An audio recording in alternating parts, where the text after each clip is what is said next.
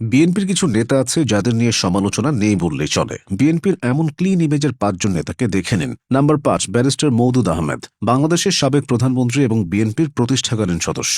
যে কোনো জটিল পরিস্থিতিতে দুই পক্ষকে সমঝোতায় ফেরানোয় তার ছিল অদ্ভুত এক ক্ষমতা। তাই দলমত নির্বিশেষে মওদুদ আহমেদের গ্রহণযোগ্যতা ছিল আকাশচুম্বী। নাম্বার ৪, অ্যাডভোকেট নিতাই রায়চৌধুরী, সততা আর ভদ্রতা দিয়ে যিনি বাংলাদেশের রাজনীতিতে গড়ে তুলেছিলেন একটি আলাদা পরিচয়। নিতাই রায়চৌধুরী ছিলেন বিএনপি কেন্দ্রীয় কমিটির vice chairman. Number ৩, Abdul Moin Khan, শিক্ষিত, ভদ্র, নীতিনিষ্ঠ এই নেতা সবসময় তর্কের বদলে যুক্তি আর আলোচনায় বিশ্বাসী। সাবেক এই পরিকল্পনা প্রতিমন্ত্রীর বাংলাদেশের রাজনীতিতে শত্রু কম কিন্তু ভক্ত বেশি। নাম্বার ২, এম সাইফুর রহমান, বাংলাদেশের অর্থনীতির জাদুকর, যিনি বাজেটকে পৌঁছে দিয়েছিলেন মানুষের দোরগোড়ায়। তার সততা আর কর্মদক্ষতাকে শ্রদ্ধা জানাত দেশের সকল রাজনৈতিক নেতারা। নাম্বার ১, সাদেক হোসেন খোকা, ঢাকার মানুষ এখনও তাকে মনে রাখে সিটি মেয়র হিসেবে। তার হাসিখুশি স্বভাব আর মানবিক নেতৃত্বের গুণাবলী সকল রাজনৈতিক নেতাদের কাছে এক ভালোবাসার নাম।